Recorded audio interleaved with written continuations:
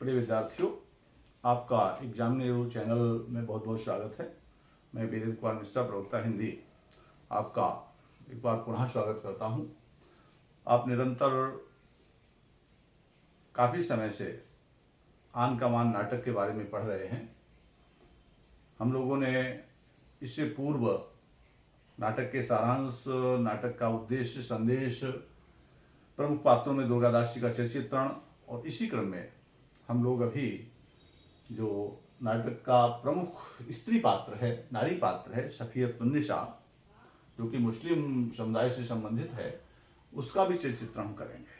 किसी भी वर्ग का कोई व्यक्ति हो सकता है, लेकिन उसके अंदर भी कुछ ऐसे गुण होते हैं जो ग्राह्य होते हैं। हम लोग उसको भी ध्यान से पढ़ें और ये भी महत्वपूर्ण चित्रांकन में से है, आता है। तो आप देखेंगे कि आन के मान नाटक को हरि कृष्ण प्रेमी ने लिखा है, जिसमें पुरुष पात्रों में दुर्गादास हैं, कुछ थोड़ा बहुत महत्वपूर्ण अजीत सिंह का भी वर्णन आ जाता है कभी कभी, उसको भी ध्यान से थोड़ा समझते रहना। और सफियतुन्निसा का चित्रण भी कई बार पूछा जाता है, तो ध्यान से समझेंगे। सफियतुन्निसा हरि कृष्ण प्रेमी द्वारा रचित आन का मान नाटक की एक प्रमुख पात्र है, नारी पात्र है, और उसके चरित्र की विशेषताएं भी निम्नलिखित हैं। बहुत अधिक विस्तार नहीं दिया गया है, क्योंकि सार संक्षेप में ही वीडियो में हम लोग बताते हैं, और आप पीडीएफ के माध्यम से और विस्तार से आप पढ़ सकते हैं, किताब से पढ़ सकते हैं, किसी क्वेश्चन बैंक से भी पढ़ सकते हैं। लेकिन इसमें सार गर्भित अंश को छांट करके एक स्वरूप दिया गया है, उसके अनुसार आप हल करें तो आपको परीक्षा में अंक भी ठीक ठाक मिल जाएंगे। रूप सौंदर्य से युक्त, यानी रूपवती नारी जो सफियतुन्निसा है, वह लगभग 17 वर्ष की युवती है, और कहते हैं कि लंबा वदन है उसका, विशाल नेत्र है, नाक नुकीली है, रत्न जटित वस्त्र अलंकारों से वो आभूषित है, अलंकारों से सज्जित है। मतलब जो है 17 वर्ष की युवती है, नाक नक्श आदि छवि भी बहुत अच्छी है, छवि उस पर रखती है, सजती है, और अनेक रत्न जटित जड़ीदार वस्त्र पहनते हैं मुसलमान लोगों में ज़्यादा नारियाँ, तो रत्न जड़ित जो है वो वस्त्र अलंकारों से वो सज्जित हैं। सफियत की जो मधुर वाणी है वो अजीत सिंह को अपनी ओर आकर्षित कर लेती है, और मधुर वाणी में तो जादू होता है।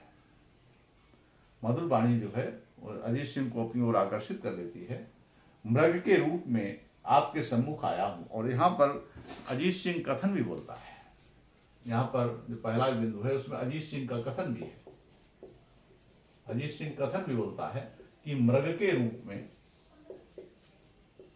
रूप में आपके सम्मुख आया। मृग क्या करता है, जो हिरण होता है वो नाद ध्वनि पर, स्वर पर, वह जब बीड़ा बजती है तो प्रकार से जो है हिरण जो है खींचा चला जाता है उसकी नाद ध्वनि पर। नाद हेतु तन देत मृग है, स्वर के कारण जो है लोग वो मृग जो है अपने प्राणों को दे देता है, वीणा के पास पहुंच जाता है। सम्मुख आया हूं, ऐसा कौन कह रहा है? ये अजीत कह रहा है। सफियत के आगे मस्तक झुकाता है, ऐसा ये कहा है अजीत सिंह ने कि मृग के रूप में आपके सम्मुख आया हूं। अजीत सिंह जो है वो सफियत से कहता है, क्योंकि वो उसकी वाणी पर, उसके स्वर पर बहुत मोहित है।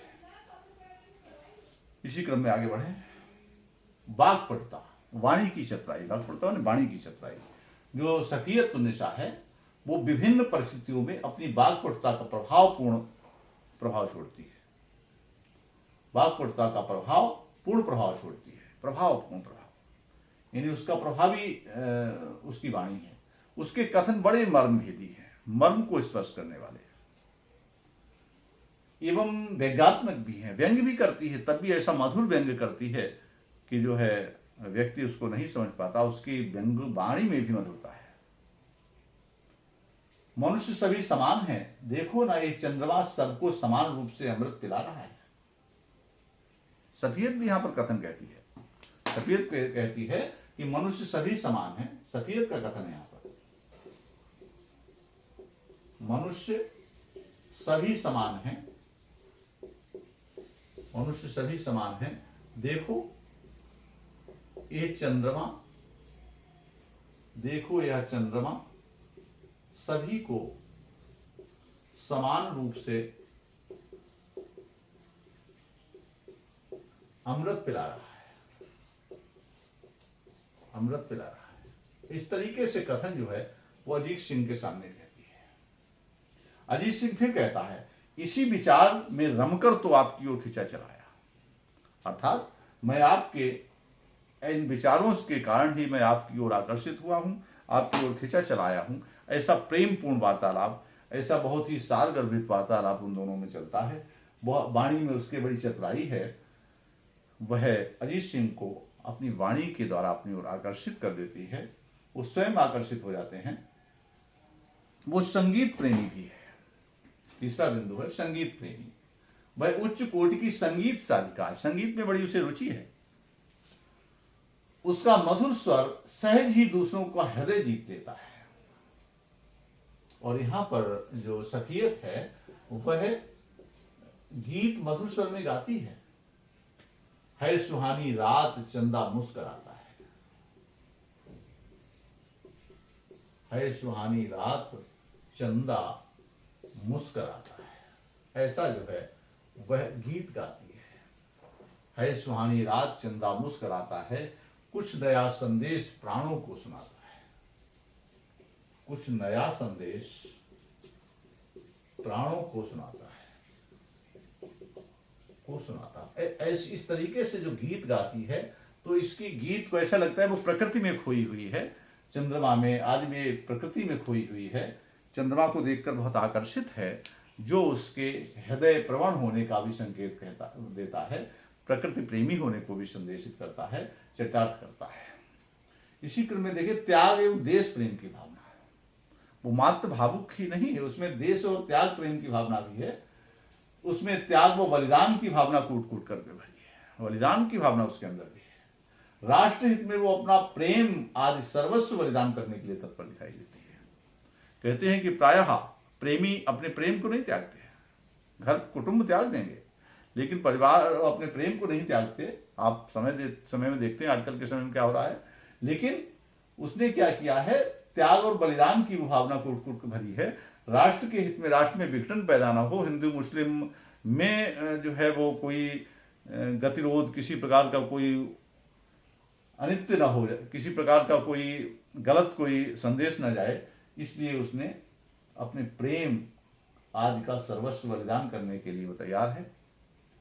मात्र भावोन्माद के कारण राजगद्दी को भूल जाने वाला राजा नारी शक्ति का समर्थन नहीं पा सकता। और उसने अजीत सिंह को कह दिया है कि मात्र भावोन्माद, कि आप भावोन्माद में भरे, भावों के नशे में हैं आप, और भावों के नशे के कारण जो राजगद्दी पर बैठा हुआ जो राजा है, राजगद्दी को जो भूल जाता है, अपने राज पर कर्तव्य को भूल जाता है भावोन्माद के कारण, ऐसा राजा कभी भी नारी शक्ति का समर्थन नहीं पा सकता। उसने सांकेतिक शैली में आपने देखी है, उसने अपना विरोध भी कर दिया और कह दिया कि आप भावोन्माद में हैं, आप भावों के नशे में हैं, आप अपने राज कर्तव्य को भूल रहे हैं।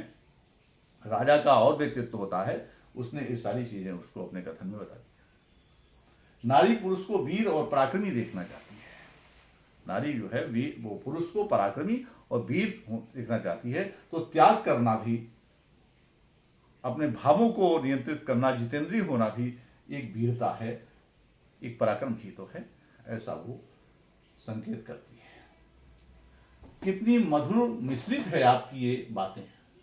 अब फिर अजीत सिंह कहता है कि कितनी मधुर मिश्रित है आपकी ये बातें, किंतु मेरा विवेक अपनी आंखें बंद करना नहीं चाहता।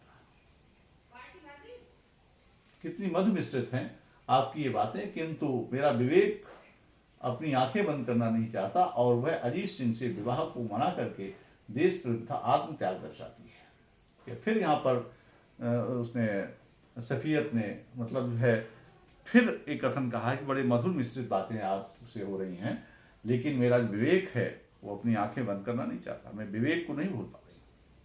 और वह अजीत सिंह से विवाह को मना करके देश प्रेम और आत्मत्याग का प्रदर्शन करती है।